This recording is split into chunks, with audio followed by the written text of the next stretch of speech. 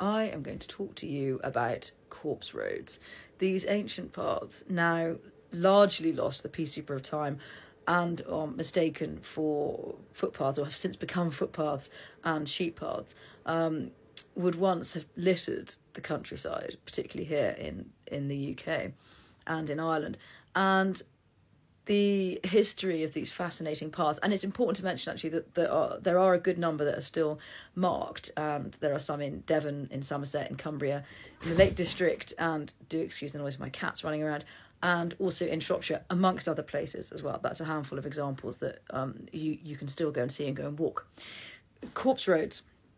The history of those were people living in rural communities, and I mean remote, would have to get their dead to the church. And so the road system either was not navigable or just didn't really exist. And so they would have to go across farmland and across hills and mountains and whatever terrain to get to the nearest church, which quite often for a lot of people was miles away.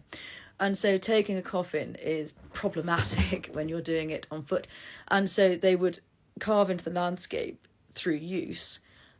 These paths became known as coffin ways, as burial ways, as corpse roads, probably most commonly, and as lich ways.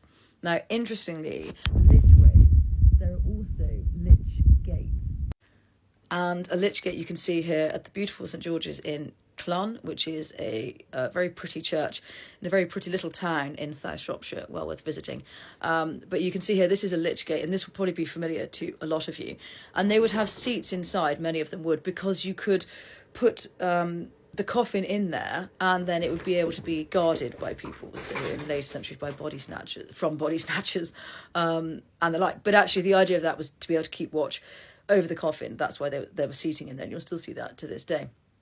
In later centuries, of course, they were also used for listening to the service when the church was full. But lich gates, that is their original purpose, was to have a coffin when you got it there to be protected from the weather, and the coffin would be left inside and kept safe. And then when such a time for burial, which was usually a day or so afterwards, after the coffin had got there, they would take it from the lich gate into the churchyard and bury it. It is also the gate between unconsecrated ground outside and the consecrated ground of the churchyard.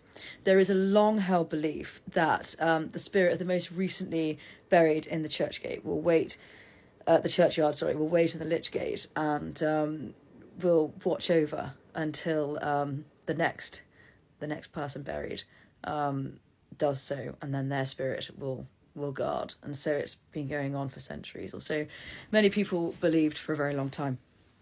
So these beautiful corpse roads, which, as I say, still remain, were largely fashioned in a straight line, and that is probably in no small part due to practicality, because you're taking a coffin from one place to another, and as I say, usually for miles.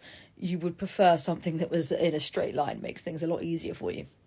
But there is also a long-held historic belief of spirits travelling in straight lines, and so it being easier for the person's soul and spirit to go from where they passed to where they are buried, to travel in a straight line. And in fact, so pronounced was this belief that these paths would not be blocked by hedgerows, by buildings, by gates, nothing.